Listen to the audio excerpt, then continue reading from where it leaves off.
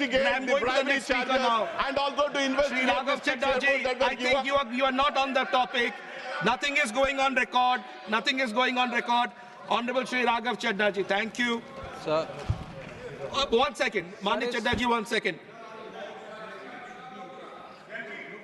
By you, and all irrelevant things should be deleted from the text. Honorable Leader of the House has mentioned, before I have taken ruling 110 by Honorable Shri Vajpayee ji, as per Rule 110, I have already ruled that anything which does not deserve to be a part of this, as per the scope of the debate, will not be there. Thank you. Honorable Shri Raghav Chadha. Thank you, sir. Only one thing, that Shri Chadha will not be there tomorrow. He had requested for a jump up, so he agreed to that. Yes, please.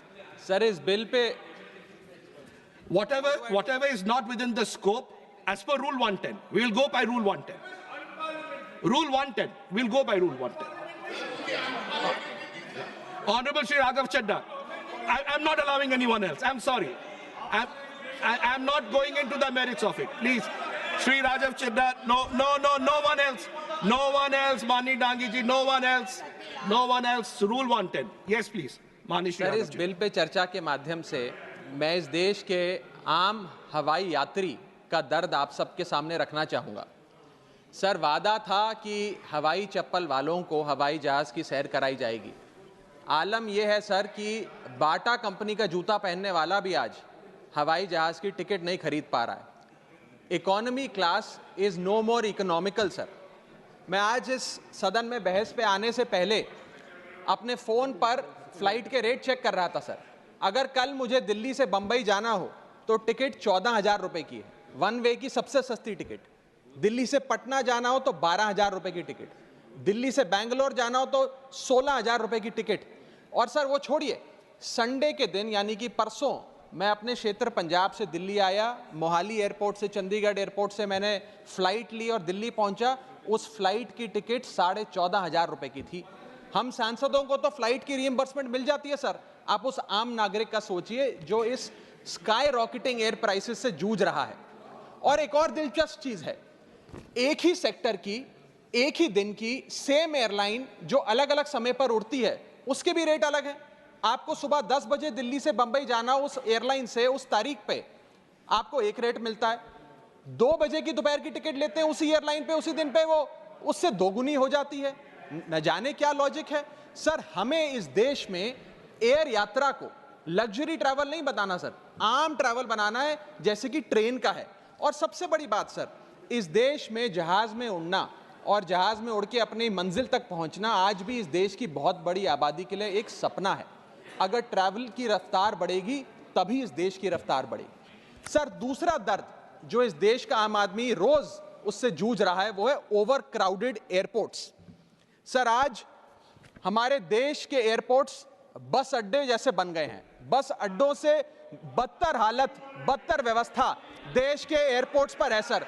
Sir, terminal 1 चले जाइए दिल्ली के, terminal 2 चले जाइए दिल्ली के, आप हालात देखिए। Security line से लेकर चेक इन लाइन तक लोग लाइनों में खड़े हैं और लाइनों में खड़े हैं और उसके बाद उनकी फ्लाइट भी इस चक्कर में मिस हो जाती है।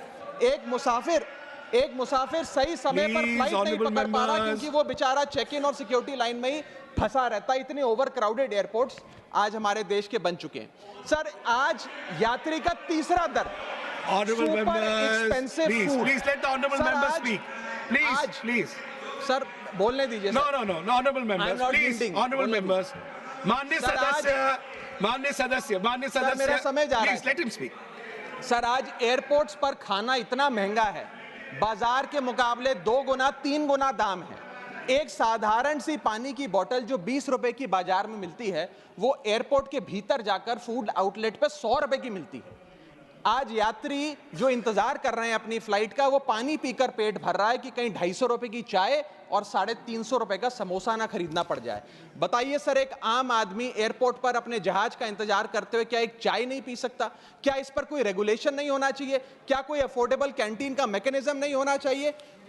चौथा दर्द जो आज इस देश के आम यात्री को सर सहन करना पड़ रहा है वो है पुअर कनेक्टिविटी। आज इस देश के कई टूरिज्म स्पॉट्स पे, कई फेमस शहरों तक जहाज की यात्रा नहीं पहुंचती, फ्लाइट्स नहीं पहुंचती, एयरपोर्ट नहीं पहुंचती। कई शहर अधिकतर शहर ऐसे हैं जहां पर एयरपोर्ट्स नहीं है। इंसान को जहाज लेकर, जहाज से उतरकर कई घंटों का बस का और गाड़ी का सफर तय कर अपनी मंजिल पे पहुंचना पड़ता है। सर सरकार ने कहा कि मालदीव्स मत जाओ, लक्षद्वीप जाओ छुट्टी मनाने। मैं आपको आज का रेट बता रहा हूं सर, अगर आज मुझे दिल्ली से मालदीव जाना हो तो 17,000 रुपए की फ्लाइट है, लेकिन दिल्ली से लक्षद्वीप जाना हो तो 25,000 रुपए की फ्लाइट है। सर तो बताइए हम मालदीव जाएं कि लक्षद्वीप जाएं? सर चौथा दर्द जो आज पांचवा दर्द जो आज एक आम यात्री को महसूस करना पड़ रहा है, वो है sir flight cancellation and delays. Sir एक आम नागरिक अपनी मंजिल पे, अपनी डेस्टिनेशन पे पहुंचने के लिए, जल्द पहुंचने के लिए कभी कभार ट्रेन यात्रा या बस या गाड़ी की यात्रा नहीं करता, वो महंगी टिकट खरीदता है। महंगी टिकट खरीद के अपनी मंजिल पे समय पे पहुंचना चाहता है। और कुछ ऐसे भी लोग हैं जो आर्थिक तौर पे सक्षम नहीं हैं, लेकिन आपातकालीन परिस्थितियों में, इमरजेंसी सिचुएशन में वो भी महंगी जहाज की टिकट खरीदकर जहाज की यात्रा करना चाहते हैं, अपनी मंजिल पे पहुंचना चाहते हैं। लेकिन क्या वो अपनी मंजिल पे समय पर पहुंच जा रहे हैं? निर्धारित समय से 3 से 4 घंटे लेट आज जहाज चलते हैं, और खास तौर पे छोटे शहरों के जो एयरपोर्ट्स हैं वहां पर तो मैक्सिमम डिलेज देखे गए हैं। सर 1 केजी अगर एक्सेस बैगेज हो जाए तो फ्लाइट आपसे हजारों रुपए का किराया वसूलती है, लेकिन कई घंटों के डिले के लिए क्या फ्लाइट हमें कॉम्पनसेट करती है? मैं आज माननीय मंत्री जी को कहना चाहूंगा कि कुछ ऐसा मैकेनिज्म बनाए कि हर घंटे के फ्लाइट के डिले के लिए एयरलाइन आम यात्री को कॉम्पनसेट करे, उसकी जेब में पैसा डाले। इसी के साथ साथ हर महीने एक चार्ट जारी होना चाहिए कि किस सेक्टर की कौन सी एयरलाइन ने कितने घंटे का डिले, किस सेक्टर की कौन सी एयरलाइन ने कितने घंटे का डिले यात्रियों को दिया। और इसी के साथ साथ सर छठा दर्द जो आज के भारत देश के आम यात्री को महसूस करना पड़ रहा है सर, वो है लैक ऑफ अफोर्डेबल ऑप्शंस। जो अभी मेरे साथी भी बात कर रहे थे कि इस देश में 90% एयर ट्रैवल 2 एयरलाइंस के पास है, 90% मार्केट शेयर 2 एयरलाइंस के पास है। यानी कि एक हमने कार्टेल क्रिएट कर दिया, डुओपोली क्रिएट कर दी, यानी कि वो मनचाहे दाम पे मनचाही सर्विसेज देंगे, क्योंकि कोई कंपटीशन ही नहीं है, कोई प्रतिस्पर्धा नहीं है। Point of order. I'll have to take a point of order. One second. Bharat सरकार Point of order. Yes. न जाने सर, मैं तो एयरलाइन का बोल रहा हूं तो भी पेट में Just दर्द take हो a रहा point है। of order. Please. 238A 238A. कोई सदस्य किसी अन्य सदस्य या लोकसभा के किसी सदस्य के विरुद्ध मानहानि कारक या अपराध में फंसाने वाले स्वरूप का कोई आरोप नहीं लगाएगा, जब तक कि आरोप लगाने वाले सदस्य ने सभापति को संबंधित मंत्री को भी इसकी पूर्व सूचना न दी हो, ताकि मंत्री उत्तर दिए जाने के प्रयोजन के लिए इस विषय की जांच कर सके। Honorable member, there is no defamatory here. No defamation मैं has पहले been. नासिर हुसैन जी ने जो बोला मैं उसके ऊपर कर रहा हूं। That of course, that has been taken into consideration. एक मिनट, इनका नहीं है। मैं मुझे पूरा कर लेने दिया सर। परंतु सभापति किसी समय किसी सदस्य को ऐसा आरोप लगाने से मना कर सकेगा यदि उसकी राय में ऐसा आरोप राज्यसभा की गरिमा को घटाने वाला हो या उस आरोप को लगाने वाले Thank you, Jamna साहब. Thank you, honorable member. Thank you. Please continue. Sir इतनी विशाल जनसंख्या वाला हमारा देश है, और इतनी विशाल जनसंख्या वाले देश में मात्र 2 ही कंपनियां हमारा पूरा एविएशन सेक्टर चला रही हैं। सर सरकार लाई एक स्कीम जिसका नाम था उड़ान, जिसका फुल फॉर्म है उड़े देश का आम नागरिक। पर कैसे उड़े?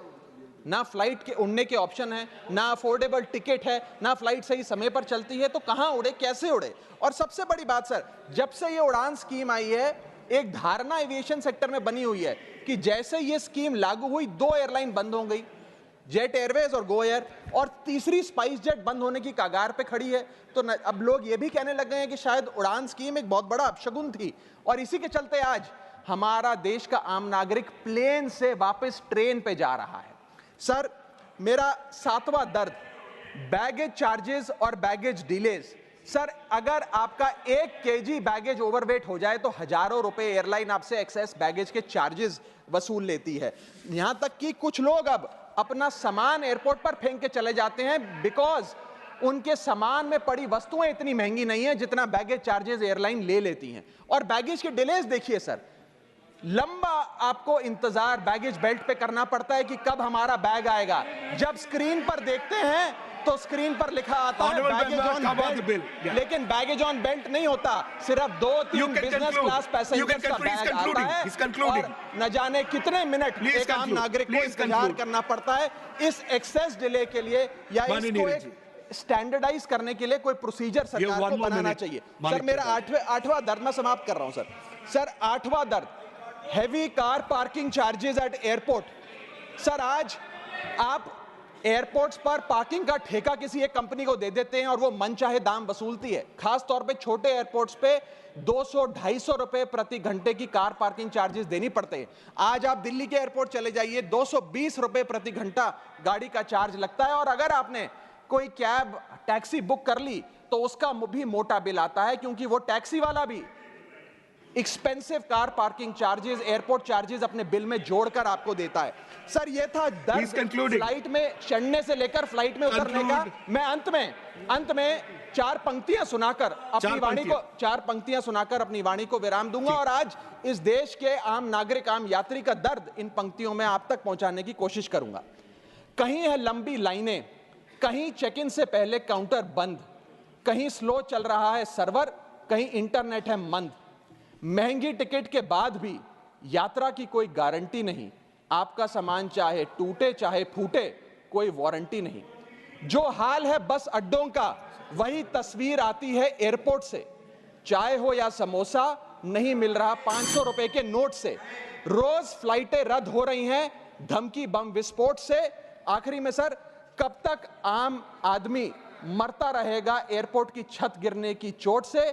जनता की मुश्किलें तो पल भर में मिट जाएं अगर सरकार को फुर्सत मिल जाए चुनाव या वोट से।